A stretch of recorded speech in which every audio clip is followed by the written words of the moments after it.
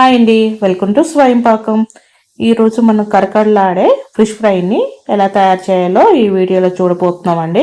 బయట గోల్డెన్ క్రిస్పీగా, లోపల సాఫ్ట్గా మరి జ్యూసీగా ఉండి ఈ ఫిష్ ఫ్రై రుచికి మాత్రం మాటలు సరిపోవండి. సింపుల్ మసాలాలతో చాలా ఈజీగా ఇంట్లో హోటల్ స్టైల్లో చేసుకోవచ్చండి. ఫిష్ అంటే ఇష్టపడిన వారికి ఇది పర్ఫెక్ట్ రెసిపీ అండి. మరి ఆలస్యం చేయకుండా ఈ రెసిపీని ఎలా తయారు చేయాలో ఈరోజు వీడియోలో చూపిస్తున్నానండి. ఇక్కడ నేను 400 గ్రామ్స్ వరకు చేప ముక్కలవి బాగా క్లీన్ చేసి తీసుకోవాలండి. నీచు వాసన అనేది రాదు. ఇప్పుడు ఫిష్ ఫ్రై కోసం మసాలా ప్రిపేర్ చేసుకోవాలండి. ఒక ప్లేట్లోని 1.5 టీ స్పూన్ వరకు ఉప్పుని వేసుకోవాలండి. అలాగే 1/2 టీ స్పూన్ పసుపు, 1 టీ స్పూన్ వరకు గరం మసాలా, 1 టేబుల్ స్పూన్ వరకు ధనియా పౌడరు, అలాగే ఫిష్ మసాలా అండి 1/2 టీ స్పూన్ వేసుకుంటున్నాను.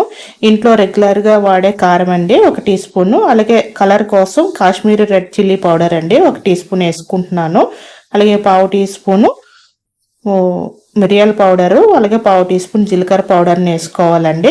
అలాగే మసాలాలన్నీ ఫిష్కి బాగా పట్టడానికి కోసం 1 టేబుల్ స్పూన్ వరకు కార్న్ఫ్లోర్ని వేసుకోవాలండి. కార్న్ఫ్లోర్ని వేసుకోవడం వల్ల మసాలాలు అనేవి బాగా పడతాయి, అలాగే క్రిస్పీగా కూడా వస్తుందండి. అలాగే ఒక నిమ్మకాయ రసాన్ని ఇందులో పిండుకోవాలండి, లెమన్ జ్యూస్ని పిండుకోవాలి.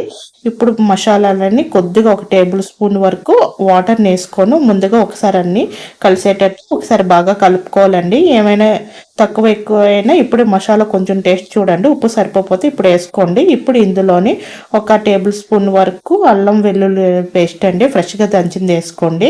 అలాగే 4 పచ్చిమిరపకాయలు చీలికలు వేసుకోవాలండి. అలాగే 2 కరివేపాకు రెమ్మలు కూడా వేసుకొని మసాలాలతోనే బాగా మిక్స్ చేసుకోవాలండి. ఈ స్టేజ్లోనే కరివేపాకు మసాలా పచ్చిమిర్చి వేసుకోవడం వల్ల ఫిష్ ఫ్రైకి అనేది మంచి స్పైసీనెస్ ఫ్లేవర్తో పాటు కరివేపాకు ఫ్లేవర్ కూడా బాగా పడుతుందండి. ఇలా తయారు చేసుకున్న మసాలా అంతా ఫిష్ ముక్కలకి మసాలా బాగా పట్టేటట్టు 2 వైపులా బాగా రుద్దుతూ మసాలా పట్టించుకోండి.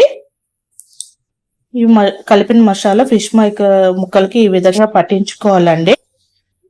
ఎక్కడ గ్యాప్ లేకుండా ఈ విధంగా పట్టించుకోండి. ఇలా కలిపిన ముక్కల్ని ఒక బాక్స్లో తీసుకోండి. ఇలా బాక్స్లో తీసుకొని ఫ్రీజర్లో పెట్టుకోండి. రిఫ్రిజిరేటర్లో కాదండి, ఫ్రీజర్లో 1 గంట 2 గంటలు పెట్టుకుంటే మనం కలిపిన మసాలా పట్టించాం కదండి, మసాలాలు ఊడకుండా ముక్కకి బాగా పడుతుందండి మనం ఫ్రై చేసుకునేటప్పుడు. ఫ్రీజర్లో నేనైతే 1 గంటన్నర వరకు మ్యారినేట్ చేసుకున్నానండి.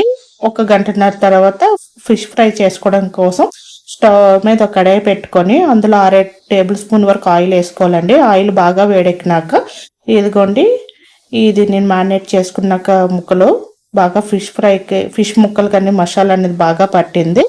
ఇప్పుడు ఆయిల్ బాగా వేడెక్కినాక నేను స్టవ్ ఫ్లేమ్ అని మీడియంలో ఫ్లేమ్లో పెట్టేసి ఫిష్ ముక్కల్ని వేసుకున్నానండి. వేసుకున్నాక 1 నిమిషం పాటు కదుపుకుంటే అలా వదిలేయండి.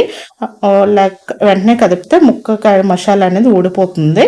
1 నిమిషం తర్వాత రెండో వైపు టర్న్ చేసుకోవాలండి. కళాయిలోని ఎన్ని ముక్కలు పడితే అన్ని ముక్కలు పెట్టుకొని ఫ్రై చేసుకోండి, ఓవర్లోడ్ చేయొద్దు. నేను తర్వాత ఇంకో ముక్కను వేసుకుంటున్నాను. ఇవన్నీ మీడియం ఫ్లేమ్లోని మంచి కలర్ వచ్చినంత వరకు ఫ్రై చేసుకోవాలండి, 2 వైపులా తిప్పుతూ. ఈ విధంగా కలర్ వచ్చాయి కదండి, ఈ విధంగా కలర్ వస్తే సరిపోతుందండి. చూడండి, ఆయిల్ కూడా చూడండి, ఎక్కడ మసాలా కూడా అసలు ఊడలేదండి. ఫిష్ ముక్కకే మసాలా అంతా పట్టుంది. ఈ విధంగా ఫ్రీజర్లో పెట్టుకోవడం వల్ల మసాలా అనేది ఫిష్ ముక్కలకి అనేది బాగా పట్టుకుంటుందండి. అసలు మనం ఫ్రై చేసుకునేటప్పుడు కూడా అసలు వదలదండి. ఈ విధంగా ఫ్రై చేసుకున్న ముక్కల్ని ఒక టిష్యూ ఉన్న పేపర్లోకి తీసుకోవాలండి. ఎక్స్ట్రా ఆయిల్ ఏమైనా ఉంటే టిష్యూ పేపర్ అనేది పీల్చుకుంటుంది. ఈ విధంగానే మిగతా ముక్కలు అనేది మీడియం ఫ్లేమ్లోనే మంచి కలర్ వచ్చిన దాకా ఫ్రై చేసుకోండి, 2 వైపులా తిప్పుతూ. మంచి గోల్డెన్ కలర్లోకి వస్తే బాగా పైన అనేది క్రిస్పీగా ఉంటుందండి, పై లేయర్ అనేది లోపల అనేది సాఫ్ట్గా జ్యూసీగా ఉంటుంది. ఈ మసాలా అనేది ఇలా ఫ్రిడ్జ్లో పెట్టుకోవడం మ్యారినేట్ చేసుకోవడం వల్ల ముక్క లోపల వరకు పడుతుందండి మసాలా అనేది. ఈ విధంగానే ఫ్రై చేసుకోండి మిగతా చేపల ముక్కలు అనేవి. ఇలాగ ఫ్రై చేసుకునేటప్పుడు ఆయిల్ కూడా ఎక్కువ వేయకండి, ఎందుకంటే చేప ఆయిల్ చేప కర్రీకి యూజ్ చేసుకోవచ్చు, కానీ వేరే కర్రీకి యూజ్ చేసుకుంటే స్మెల్ వస్తుంది కదండి. ఈ ఆయిల్ నాకు ఇంత ఆయిల్ వేసి ఇంత ఉంది, ఇది నేను పడేస్తానండి.